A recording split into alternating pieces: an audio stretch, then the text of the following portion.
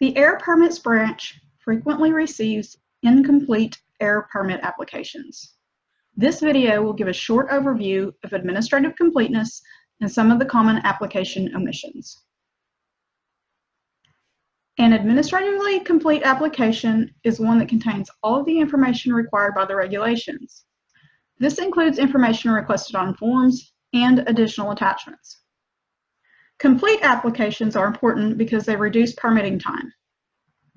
If an application is not complete, then time is spent requesting the necessary information and then waiting on that information before continuing to process the application.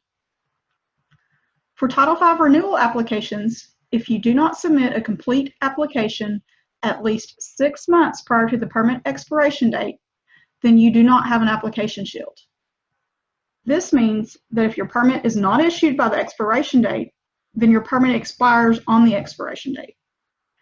You would be operating without a permit if you continue to operate. Therefore, it is very important to have a complete renewal application submitted on time. Also, if an application is incomplete and the additional information is not provided in a timely manner, then we can terminate your application. If this occurs, you would need to resubmit the entire application with all of the necessary information. Most of the common mistakes involve omitting required attachments. 2 of the commonly forgotten attachments in the applicant information section are the Certificate of Good Standing and the Disclosure Statement. Except for administrative amendments, the Proof of Good Standing is required for all foreign limited partnerships, limited liability companies, corporations, and cooperatives. Foreign means outside of Arkansas. It does not mean outside of the United States. You can check the Arkansas Secretary of State's website to see if the applicant is foreign or domestic. This is an example of the information you can see on the Arkansas Secretary of State's website. In this example, the entity is foreign. Since it is foreign, you can see the state of origin at the bottom of the page. So for this entity, we would need the Proof of Good Standing from the state of Delaware. There are 2 types of proofs of good standing that we accept. This is an example of a Certificate of Good Standing from the state of Delaware. You need to ensure that the date of the certificate is less than 1 year old. This is an example of a web page printout from the state of Delaware. You need to make sure that the web page indicates the status, contains the date it was printed, and ensure that the printed date is less than 1 year old. Disclosure statements are required for initial permits, initial registrations, and renewals. State and federal government and some local government entities are exempt from submitting a disclosure statement. A statement that the disclosure statement is on file with the department is not acceptable. Publicly held companies should submit the most recent annual and quarterly reports required by the Securities and Exchange Commission instead of a disclosure statement. Frequently omitted Title V information includes the Compliance Plan and Schedule, CAM Plan, and PSD modeling. If you are not in compliance with all requirements, you need to submit a compliance plan and schedule that meets the requirements of Section 402(b)(8) and 9 of Regulation 26. The compliance plan and schedule typically includes the language from the regulation followed by the statements and information required by the regulation. The compliance plan and schedule should address all requirements and not just the changes associated with the application. This is an example of a compliance plan and schedule where the required statements are listed at the top, followed by the compliance schedule for non-compliance issues.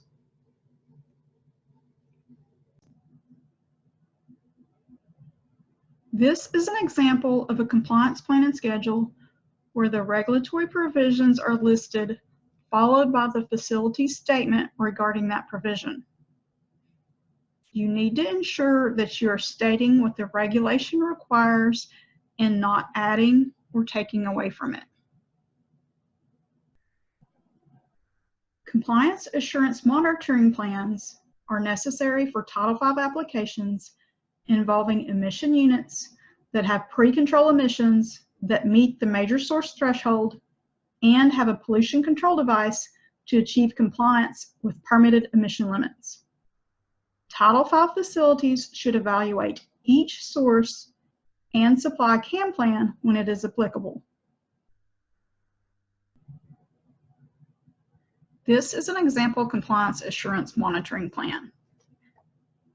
It shows the indicator to be monitored, the measurement approach, the range, the performance criteria, and the justification for the proposed monitoring.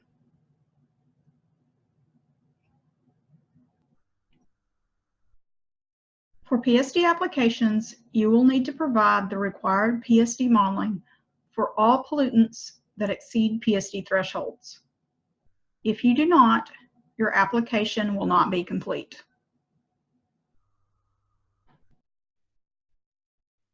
If a Part 60, 61, or 63 federal regulation is applicable to the application, then you must provide a detailed list of the applicable provisions for that regulation. You need to make sure that you supply the applicable provisions for these federal regulations when they apply to new or modified sources, renewal applications, or when the regulation is newly applicable. This is so we can easily determine what provisions are applicable to your source. Many times, federal regulations will have options for compliance, and we need to know which option the applicant chooses. You can provide a version of the regulation where the applicable provisions are highlighted, or you can supply a list of only the applicable provisions of the regulation.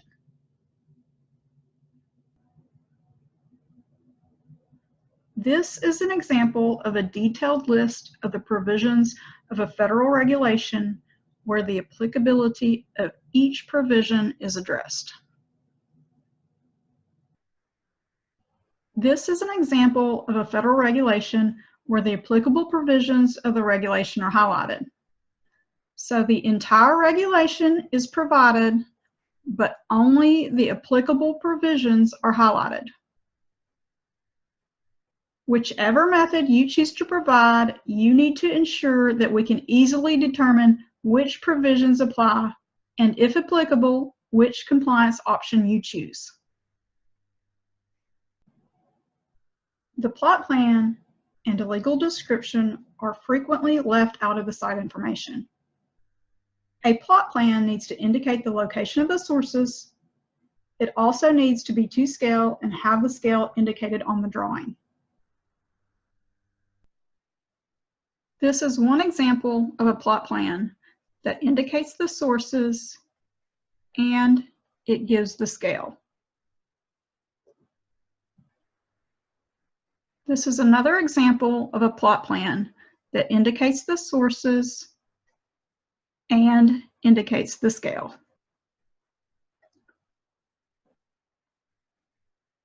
A property description is the legal description of the property.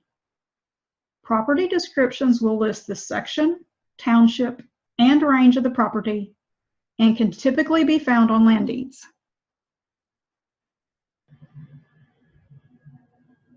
This is an example of a property description. The legal description for each piece of the facility's land is provided.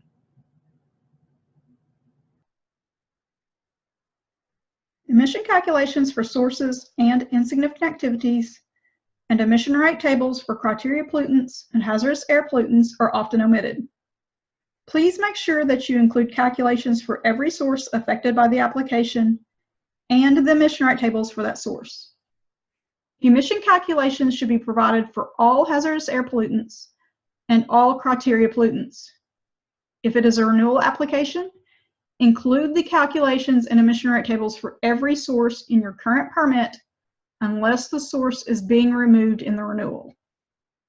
Make sure you complete the information on the emission rate tables, including the stack parameters and UTM coordinates.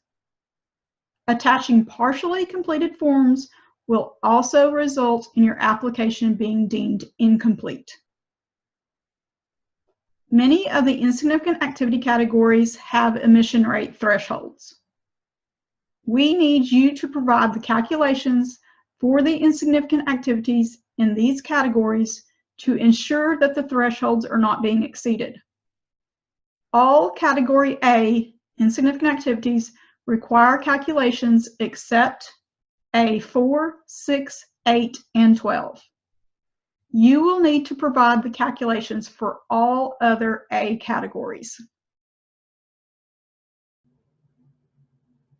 Oftentimes, the application will not be signed by a person meeting the definition of a responsible official, or the delegation documentation is not provided for signees that have been delegated that responsibility. The regulations define who can sign air permit applications. The responsible official for a partnership or sole proprietorship is the general partner or proprietor. The responsible official for a government entity is either a principal executive officer or ranking elected official. The responsible official for corporations is a president, secretary, treasurer, or vice president of the corporation in charge of a principal business function, or any other person who performs similar policy or decision-making functions for the corporation, such as a chief executive officer. Corporations can also delegate the authority to a person that is responsible for the overall operation of one or more facilities applying for or subject to a permit. Make sure that the person is responsible for the overall operation of a facility. An example of someone who can be delegated the authority to sign is a plant manager. A letter signed by the responsible official delegating the authority would need to be submitted. We have several resources to help you provide us with a complete application. Checklists are available for each type of application: registration, minor source, and Title V. These checklists can be found in the instructions document. If you use the checklists when you're completing your application, it will help you to ensure that you're providing all of the required attachments. These are the checklists that are provided in the instructions. This checklist is for registrations. The first part shows the sections that can be skipped. The second part shows the necessary attachments. And the third part helps to ensure that a responsible official certifies the application. This checklist is for minor source permits. Again, the first part shows the sections that can be skipped. The second part indicates the required attachments, and this section is divided based on whether the application is for an administrative amendment or not. Some attachments are also indicated as only being required for certain application types.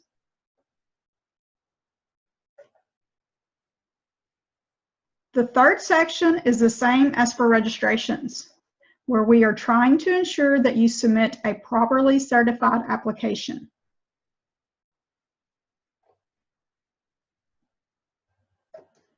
This checklist is for Title V permits. It is structured the same as the other two checklists. The bottom of the second section lists the PSD required attachments.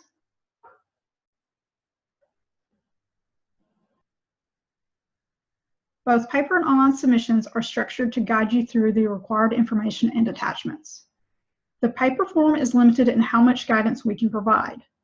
The paper form does identify some of the required elements using red asterisks, but not all required elements are marked for certain applications since the form is consolidated for registrations, minor source, and Title V applications. As an example, Title V information is required for Title V applications. but it cannot be marked as required since the form could be submitted for minor source permits or registrations. This is the paper application form. As you can see, required elements are marked in red, but not all required elements can be marked. Also, some items try to get you to provide the reason an attachment is not applicable, but this form is limited on how we can guide you. ePortal is our preferred application form. It builds the application based on your selected answers, which allows required elements to pop up as needed. The online form still does not prevent you from attaching a wrong file or forgetting an attachment when more than one is required, which is sometimes the case with attachments like emission rate tables and calculations.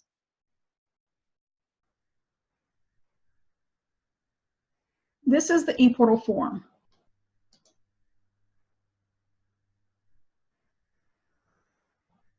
Required information is marked with a red asterisk. You will not be able to submit the form until all required items have been completed. In addition, this form builds itself based on the answers you provide. For example, if you select that this is for a Title V permit, you will notice that the Title V information section, along with several other sections, appear in the left sidebar. If you select that this is for a Title V minor modification, you will notice that the PSD section disappears. Different required items will appear or disappear based on your selections.